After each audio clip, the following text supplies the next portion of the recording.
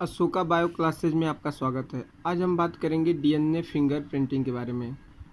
DNA finger printing, इससे पहले समझ लेते हैं फिंगर प्रिंटिंग क्या होता है। तो फिंगर मीन्स होता है अंगुली, प्रिंट मीन्स उस पे निशान।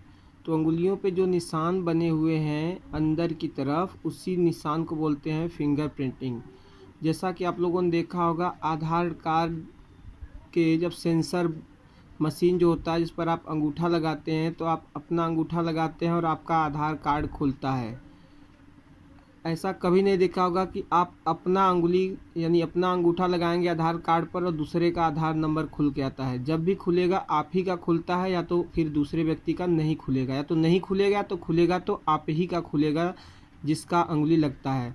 तो यानी कहने का मतलब ये हुआ कि हर एक व्यक्ति का जो अंगुली का प्रिंट है, अंगुली पे जो निशान है, सबका अलग अलग होता है। ये पुरानी पद्धति थी। इस पुरानी पद्धति से व्यक्तियों की पहचान होती थी उसके अंगुली के प्रिंट से, फिंगर के प्रिंट से।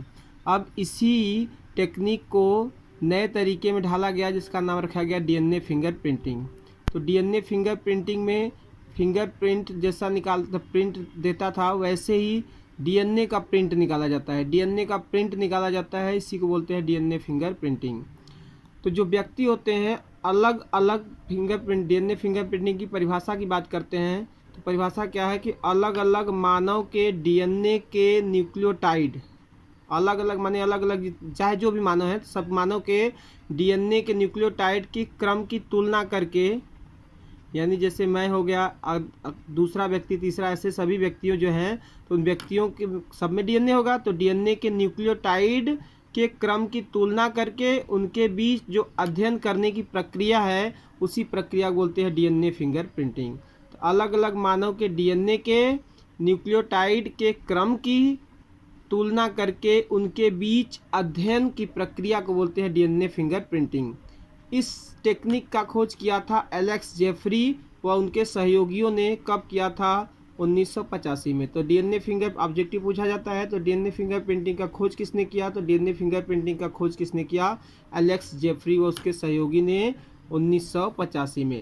अब डीएनए फिंगर प्रिंटिंग की क्रियाविधि यानी इसकी प्रक्रिया कैसे काम करती है, तो निम्नलिखित 5 चरणों यानी 5 भाग में पूर्ण होती है डीएनए फिंगर प्रिंटिंग की क्रियाविधि। तो बात करते हैं पहला क्रियाविधि। तो डीएनए फिंगर प्रिंटिंग की क्रियाविधि में फर्स्ट देख सकते हैं आप, ऊपर दिखाया गया है जो थोड़ा केसरिया कलर से डार्क किया गया है, तो इसको देख सकते हैं। तो डीएनए फिंगर प्रिंटिंग में पहला प्रक्रिया होता है कि डीएनए को पृथक करना। क्या? डीएनए को पृथक करना। तो डीएनए कहाँ पाया जाता है? कोशिका में। कोशिका में क्या होगा? केंद्रक। केंद्रक के अंदर क्या होगा? डीएनए। तो कोशिका के केंद्रक से डीएनए को क्या करते हैं? अलग करते हैं। तो उसी को बोलते हैं डीएनए को पृथक करना। तो वो किस कोशिका से हो सकता है? वो रुधिर से कोशिका हो सकती है, बाल की जो जड़ होती है उसकी कोशिका से, त्वचा से, वीर्य से, विघटित कंकाल या अन्य भाग के, शरीर के किसी भी भाग के जो कोशिका होती है उस कोशिका से डीएनए को अलग कर लिया जाता है। तो पहले प्रक्रिया हम क्या करते हैं कि पहले जो कोशिका मिला है उस कोशिका के केंद्रक से डीएनए को अलग करते हैं। क्लियर? पहले क्या करेंगे? कोशिका से डीएनए को अलग करेंगे। फिर दूसरा है डीएनए को काटते हैं। डीएनए को काटते हैं। चूँकि डीएनए को काटने के लिए इतना छोटा होता है तो कोई हथियार तो होगा नहीं, एंजाइम ही होगा। तो इस डीएनए को छोटे छोटे टुकड़ों में काटते हैं। तो काटने वाले एंजाइम का नाम है प्रतिबंधन अंतः न्यूक्लियेज एंजाइम, या इसी को इंग्लिश बोलते हैं रिस्ट्रिक्शन इंडो न्यूक्लियेज एंजाइम। तो प्रतिबंधन अंतः न्यूक्लियेज एंजाइम ये ऐसा एंजाइम है जो क्या करता है? डीएनए को छोटे छोटे खंडों में काटता है। वो भी डीएनए को किस स्थान से काटता है? पालिंड्रोन स्थान। पालिंड्रोन डीएनए पर स्थित वह स्थान होता है जहाँ पे क्या होता है? नाइट्रोजनस बेस यानी जैसे एडेनिन, गुआनिन, साइटोसिन, थायमिन, ये क्षार की पुनरावृत्ति बार बार होती है, तो उस स्थान को बोलते हैं पालिंड्रोन। तो पालिंड्रोन वाले स्थान से ये प्रतिबंधन अंतः न्यूक्लियेज एंजाइम डीएनए को काटता है। तो डीएनए के छोटे छोटे खंडों में काटता है, इसलिए प्रतिबंधन एंडोन्यूक्लियेज एंजाइम या रिस्ट्रिक्शन एंजाइम को क्या बोलते हैं आप? डीएनए की कैंची भी कहा जाता है। अब क्या बात करते हैं, जब डीएनए को छोटे छोटे खंडों में काट देता है, छोटे छोटे डीएनए के खंड को क्या बोलते हैं? VNTRS। डीएनए के छोटे छोटे खंडों में जब ये काट देता है एंजाइम, तो इस कटे हुए टुकड़ों को बोलते हैं VNTRS। फिर तीसरी प्रक्रिया में आ रहे हैं जेल इलेक्ट्रोफोरेसिस। इस विधि में क्या करते हैं, जो टुकड़े थे, जो कटा हुआ डीएनए का टुकड़ा था जिसको नाम दिए थे VNTRS, इन छोटे छोटे टुकड़ों को क्या करते हैं, जिलेटिन की एक पतली पट्टी होगी, इसी पट्टी पर एगारोज का घोल रखेंगे। जिलेटिन की पतली पट्टी पर एगारोज का घोल रखकर उस पर जो कटा हुआ डीएनए था VNTRS उसको रख देंगे। रख कर क्या करेंगे, अब इसमें विद्युत धारा प्रवाहित करेंगे। विद्युत धारा प्रवाहित करेंगे तो जो छोटा छोटा खंड है वो दूर चला जाता है, बड़ा बड़ा खंड पास रहता है। तो इस तरह से बड़े और छोटे खंडों को अलग कर लेते हैं। तो क्या किया गया, जेल इलेक्ट्रोफोरेसिस विधि द्वारा क्या किया गया, डीएनए खंडों को अलग किया गया। फिर तीसरे विधि में क्या किया जा रहा है, प्रोब का VNTRS से जुड़ना या बंधना, इसी को संकरण बोलते हैं।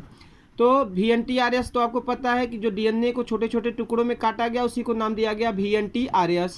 अब कह रहा है प्रोब, तो प्रोब क्या होता है, देखिए एक एकहरा डीएनए, माने डीएनए तो दोहरा होता है, दो सूत्री होता है, एक सूत्री डीएनए को रेडियोधर्मी पदार्थ के साथ मिक्स करके बनाया जाता है। फिर से सुनिए, एक सूत्री सिंगल स्टैंडर्ड यानी एकहरा डीएनए को रेडियोधर्मी पदार्थ के साथ मिक्स करके जब बनाते हैं तो उस मिक्स की गई संरचना को बोलते हैं प्रोब।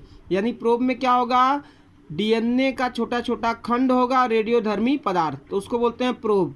इस प्रोब को किससे मिलाते हैं, VNTRS यानी डीएनए के छोटे छोटे टुकड़ों के साथ। तो कैसे मिलाते हैं, पहले जो जिलेटिन की पतली पट्टी से एगारोज के घोल में रखकर डीएनए को अलग किए थे उसको क्या करेंगे, एगारोज विलयन को क्या करेंगे, छानेंगे, फिल्टर करेंगे। फिल्टर करेंगे तो क्या निकलेगा, इस फिल्टर करते समय इसमें एक ऐसा रासायनिक पदार्थ डाले होते हैं जिसकी वजह से क्या होता है, डीएनए जो होता है एकहरा हो जाता है, यानी दोहरा जो संरचना था वो कैसा हो जाता है, एकहरा। अब एकहरा हो जाता है तो ऐसे कंडीशन में एक सूत्री जो डीएनए है, एक सूत्री डीएनए प्राप्त हुआ, फिल्टर किया तो अब एक सूत्री डीएनए जो है इसी को किससे जोड़ दे रहे हैं, प्रोब से। प्रोब बताए थे अभी, रेडियोधर्मी पदार्थों से चिन्हित एक सूत्री डीएनए था, तो इसको क्या करते हैं, जोड़ देते हैं इसके साथ, इस VNTRS को प्रोब के साथ जोड़ देते हैं। तो जोड़ देते हैं, चूंकि ये देखिए जहाँ पॉलिंड्रान होता है, पॉलिंड्रान वाले भाग से ही क्या होता है, प्रोब जुड़ता है। पॉलिंड्रान क्या था, जहाँ पे नाइट्रोजनस बेस की पुनरावृत्ति बार बार हुई थी, जहाँ से डीएनए खंडों को काटा गया था, उसी को बोलते हैं पॉलिंड्रान। तो पॉलिंड्रान वाले भाग से क्या होता है, प्रोब जुड़ जाता है। क्लियर है। अब जुड़ जाता है तो पांचवा प्रक्रिया क्या है, उसका फिंगर प्रिंटिंग किया जाता है। यानी जो जुड़ा हुआ प्रोब के साथ जो VNTRS जुड़ा हुआ है तो उस जुड़ी हुई संरचना को एक्सरे फिल्म पर क्या करते हैं, प्राप्त करते हैं, यानी उसका स्विकिरण विधि द्वारा चित्र प्राप्त करते हैं। उस चित्र में कैसा दिखता है, काली और सफ़ेद रंग की पट्टी प्राप्त होती है, इसी पट्टी को बोलते हैं डीएनए फिंगर प्रिंट, और इस क्रिया को बोलते हैं डीएनए फिंगर प्रिंटिंग। यानी शॉर्टकट में समझा जाए तो क्या करते हैं, पहले डीएनए को कोशिका से अलग करते हैं, फिर डीएनए को रिस्ट्रिक्शन एंजाइम द्वारा छोटे छोटे टुकड़ों में काटते हैं, छोटे टुकड़ों को बोलते हैं VNTRS। इन टुकड़ों को जेल इलेक्ट्रोफोरेसिस द्वारा अलग करते हैं। इस अलग टुकड़ों को प्रोब बताए थे कि क्या होता है, रेडियोधर्मी पदार्थ से चिन्हित एक सूत्री डीएनए को इस VNTRS के साथ मिला देते हैं, और मिलाने के बाद इसका प्रिंट आउट निकालते हैं। प्रिंट कैसा होता है, ब्लैक एंड व्हाइट कलर की पट्टी होता है, इसी पट्टी को बोलते हैं डीएनए फिंगर प्रिंट, और इस विधि को बोलते हैं डीएनए फिंगर प्रिंटिंग। इस तरह से जो डीएनए फिंगर प्रिंट प्राप्त होता है, एक ही व्यक्ति का, चाहे जितनी भी कोशिका से निकालेंगे, एक ही व्यक्ति के प्रत्येक जो डीएनए फिंगरप्रिंट होगा समान होगा, एक जैसा होगा, लेकिन अलग अलग व्यक्तियों का फिंगरप्रिंट अलग अलग होगा। तो इसी से पहचान करते हैं व्यक्ति विशेष का। इससे क्या करते हैं, इसका उपयोग की बात किया जाए तो इस डीएनए फिंगरप्रिंटिंग के द्वारा जो पैतृक विवाद होते हैं, पैतृक संपत्ति के विवाद होते हैं, आपराधिक विवाद होते हैं, उन सब को क्या करते हैं, निपटारण किया जाता है। वीडियो देखने के लिए धन्यवाद।